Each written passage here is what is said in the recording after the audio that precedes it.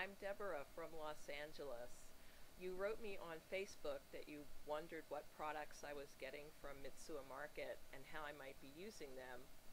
I tried asking Mitsuwa if I could photograph in there, but they weren't so interested in that. So I took some stuff home and took pictures of them, and I've made this presentation for you. At the end, I show how I made your yummy hamburger steak 2 different ways, and it was very yummy. I hope you enjoy. This is the Mitsuwa Marketplace in Los Angeles near Santa Monica.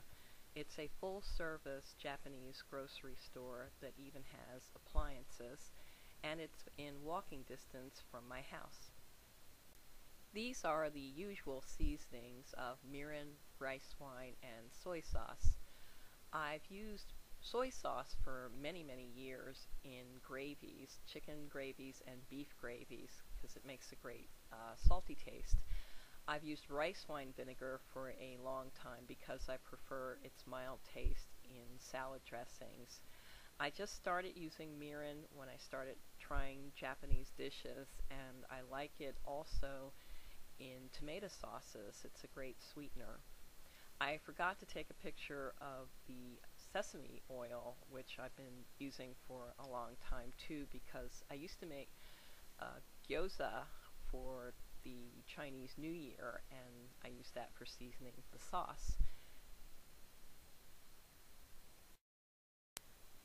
I've been using panko flakes for a long time because I prefer the flaky texture to regular breadcrumbs, but I prefer the honey panko that's available at Mitsuwa because I like the slightly sweet taste, and the fluffiness really crisps things up very nicely.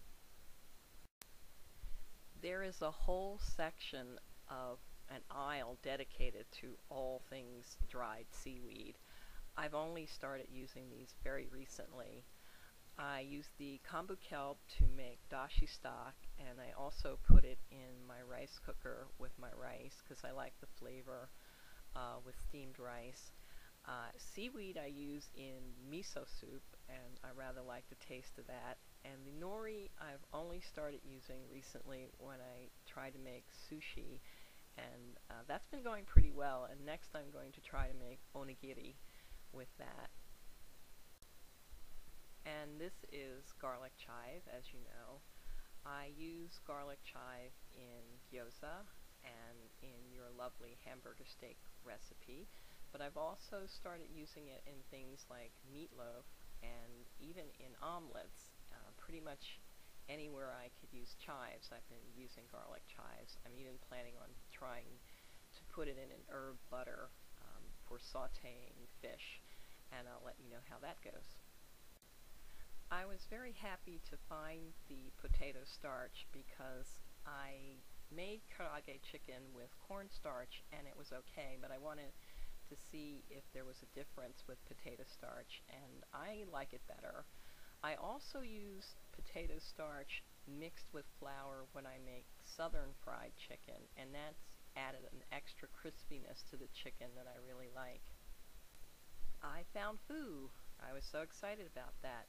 It worked great in your recipe and is also great in meatloaf. I was so excited to find bulldog sauce, and it is delicious with tonkatsu. Really enjoyed it, and I plan to use it on other fried foods. I don't know why I bought this so soon because I still don't know how to make mochi. I am planning to learn though.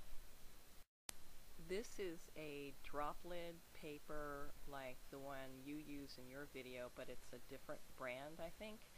I haven't used it yet. I do like drop lids, so I will be using it soon. This is my version of your yummy hamburger steak recipe. It was delicious. I love the sauce, and I love the texture of the meat, and it's great cold because I ate all of it over the course of an evening. And finally, this is your hamburg steak recipe with spaghetti and spaghetti sauce. It was delicious. My husband thought it was the best meatballs he ever had. So for your tutorials, arigatou gozaimasu.